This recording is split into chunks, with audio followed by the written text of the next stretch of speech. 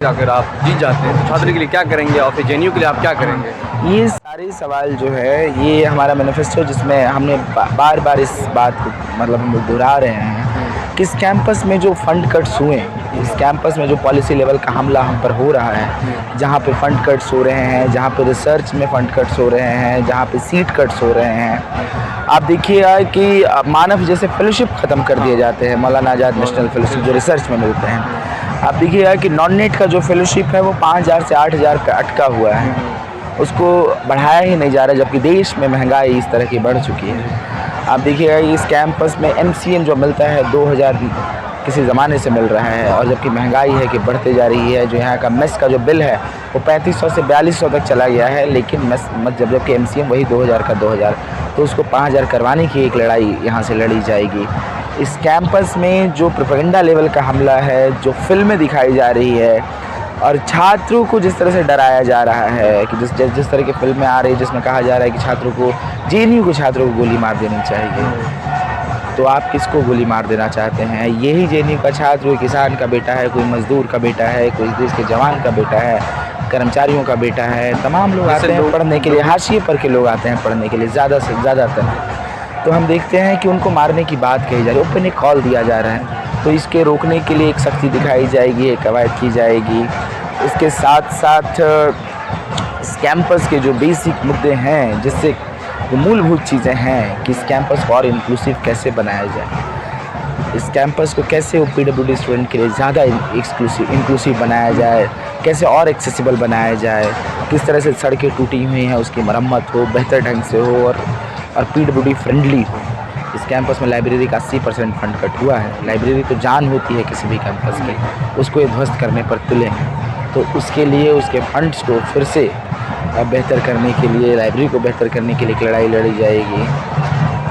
इस कैंपस में हर जेंडर के लोग, जेंडर माइनॉरिटी के लोग अपने आप को इंक्लूसिव फील करें, अपने आप को समावेशी मतलब एक कैंपस उनको समावेशी कर पाए, अंदर रख पाए अपने अंदर। तो इन सारी लड़ाई जैसे है। कि लोगों को जेएनयू पे बहुत भरोसा रहता है, हमेशा से रहा है और अभी भी है। तो यहाँ के एक एज ए प्रेसिडेंट होने के नाते, जैसे कि अभी क्या है कि किसान आंदोलन हो रहा है और भी अभी लद्दाख में भी चल रहा है, तो इस पर आप क्या आवाज़ उठाएंगे? या बिल्कुल, ये हमारा देखिए हम फ़र्ज़ अदा करते हैं। देश के लोग बोलते हैं, देश के लोगों के टैक्स से कैंपस चलता है, हम टैक्स से पढ़ते हैं। तो हमारी बतौर जिम्मेदारी है कि देश के किसी भी वर्ग पर सरकार का हमला होगा तो ये हमारी जिम्मेदारी है कि हम उसको बोलना पड़ेगा। तो हम बतौर जिम्मेदारी ये बोलते हैं, जो सामाजिक जिम्मेदारी हम पर है, और ये हम पढ़ाई करते हुए बोलते हैं कि अगर किसानों पर हमला होगा, उसकी MSP नहीं दी जाएगी तो हमारी आवाज़ उठेगी। जब मज़दूरों को उनका यूनियन बनाने से रोका जाएगा तो हमारी आवाज़ उठेगी।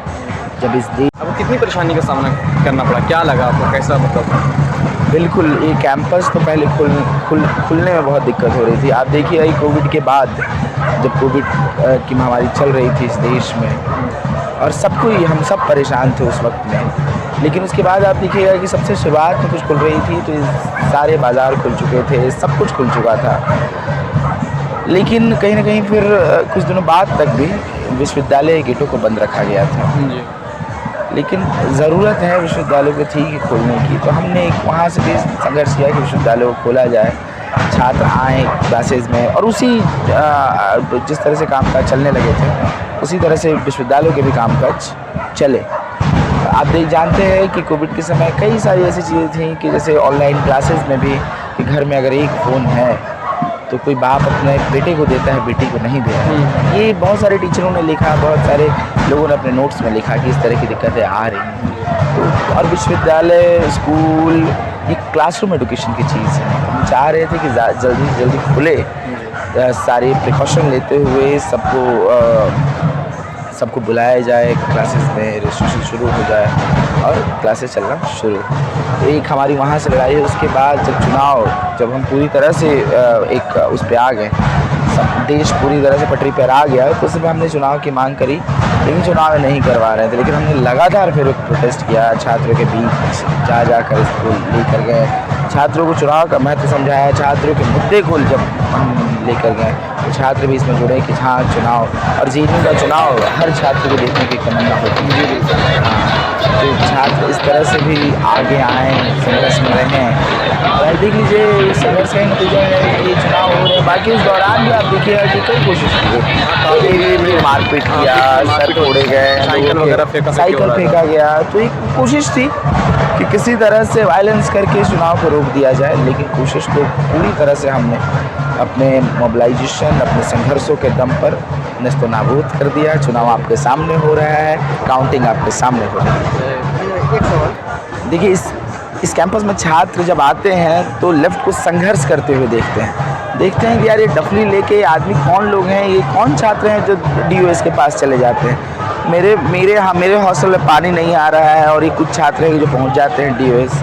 मेरे लिए किताबें नहीं हैं तो वो डीओएस पहुंच जा रहे हैं तुरंत डफली लेके और प्रोटेस्ट कर रहे हैं। तो छात्र इस चीज़ को समझते हैं कि ये मतलब ये कौन लोग हैं, प्रतिरोध जो लोग कर रहे हैं वो और उससे जुड़ते भी हैं क्योंकि उनके हक की बात हो रही थी, उनके लिए प्रतिरोध किया जा रहा था। और उसके जब जुड़ते हैं तो फिर सोचने लगते हैं कि हमें भी ये इसमें शामिल होना चाहिए और छात्र हमसे इसी तरह से जुड़ें कि इस कैंपस में उनको भी पता चला कि इस कैंपस में शिक्षा को बेहतर करने की जो लड़ाई है वो लेफ्ट इंश्योर करवाता है।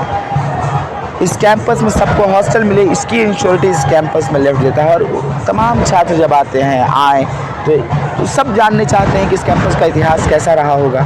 तो जब वो इतिहास में जाते हैं तो वहाँ तो क्रमवार लगा हुआ है, वहाँ पे हम डिप्रोवेशन पॉइंट दिलवा रहे हैं, हम ओबीसी रिजर्वेशन इस कैंपस में लड़के ला रहे हैं, मदरसा स्टूडेंट्स के लिए डायरेक्ट एंट्री ला रहे हैं, उनका सर्टिफिकेट को रिकग्नाइज़ करवा रहे हैं। इस कैंपस में जीएस कैस विशाखा जजमेंट से पहले ही हम लोग इसकी रवायत शुरू कर देते हैं। तो ये सारी लड़ाई वो देखते हैं, जानते हैं, समझते हैं, बूझते हैं। और चुनाव एक ऐसा जगह है कि जहाँ पर अपनी सारी चीज़ें भड़ास निकालते हैं और वो बतौर वोट वो हमें दिखाई देता है और इसीलिए हम जीतते भी आ रहे हैं। और थैंक यू।